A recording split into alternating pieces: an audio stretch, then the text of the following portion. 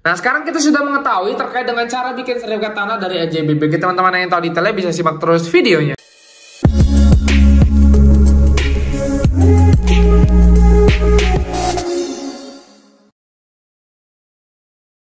Halo teman-teman, kembali lagi bersama saya di Menjadi Bisa. Nah teman-teman, mungkin sekarang sudah membeli tanah nih atau rumah, terus cuman memegang AJB atau akte jual beli. Nah teman-teman, perlu teman-teman ketahui bahwasanya AJB itu atau akte jual beli tanah itu memang bukti sah transaksi jual beli, tetapi bukanlah bukti kepemilikan tertinggi. Jadi biar tanah kalian itu beneran aman dan juga punya kepastian hukum, teman-teman wajib banget nih mengubahnya menjadi sertifikat hak milik ataupun SHM.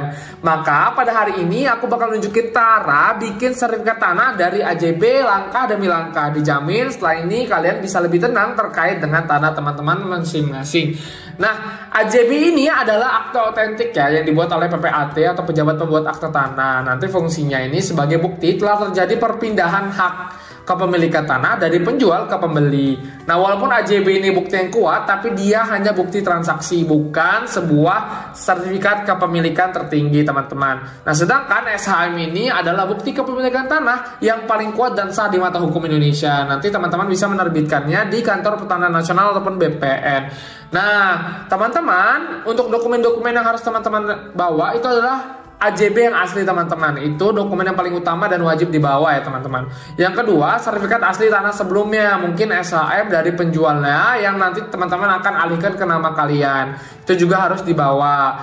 Nah, kemudian fotokopi KTP dan juga KK ya teman-teman. Ini juga teman-teman bisa bawa. Nah, kemudian teman-teman juga bisa membawa fotokopi dari KTP penjual. Itu juga dibawa untuk verifikasi tambahan. Setelah itu teman-teman juga bisa membawa fotokopi PBB atau bukti pemberitahuan pajak ya, pajak bumi dan bangunan. Nah, ini juga harus dibawa. Contohnya seperti ini juga harus dibawa. Kemudian teman-teman juga bisa membawa terkait dengan bukti-bukti pembayaran pajak-pajaknya ya, terkait dengan pembayaran biaya perolehan hak atas tanah, biaya pembayaran pajak penghasilan, dan juga surat keterangan bebas sengketa itu juga dibawa. Kemudian teman-teman juga kalau misalkan mewakilkan penerbitan SHM ini ke orang lain itu juga membawa surat kuasa. Untuk langkah-langkahnya teman-teman bisa datang aja ke kantor BPN setempat.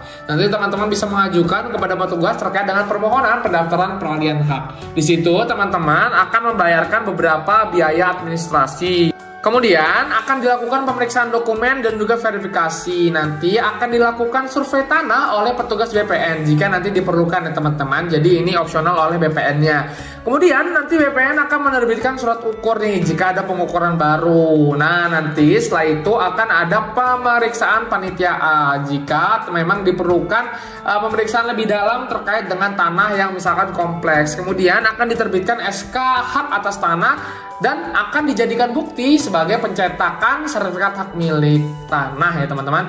Caranya seperti itu teman-teman, sangat mudah. Terima kasih yang sudah menyaksikan. Jika ada pertanyaan bisa drop aja di komen. Jangan lupa like, comment, subscribe. Sampai jumpa di video lain kali. Dadah.